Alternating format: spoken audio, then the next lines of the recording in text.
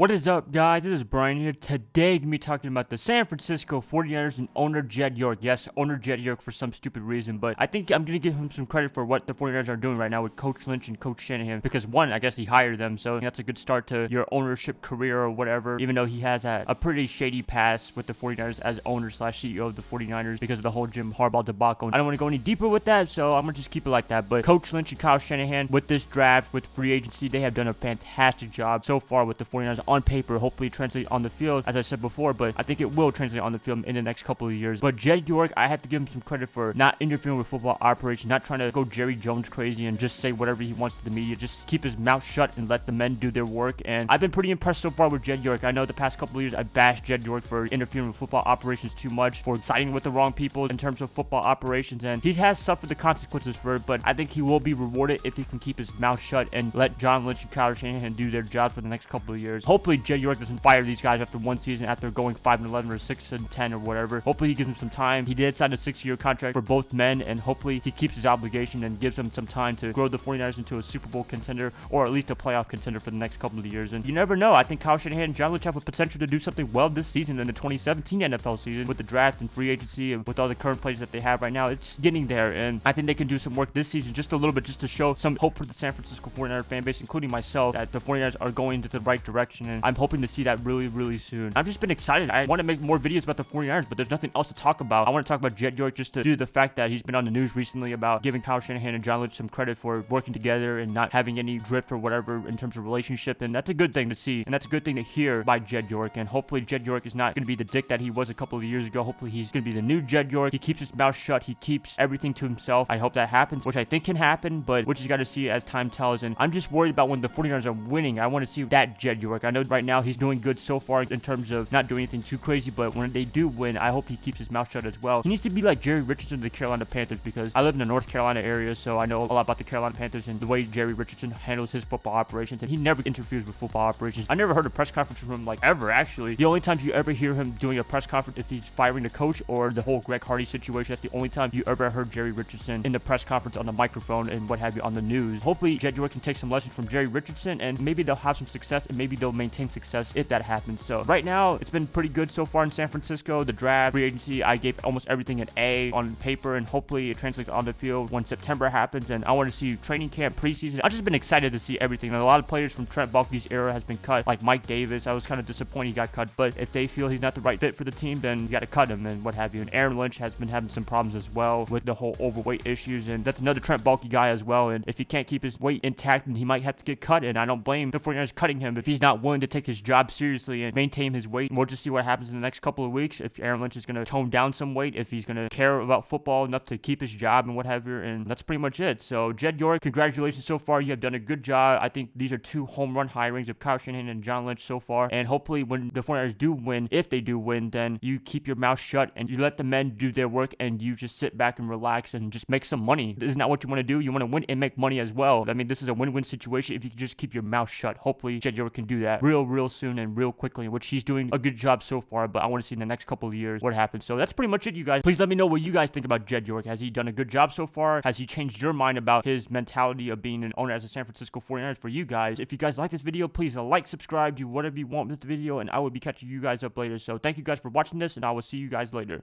Bye, guys.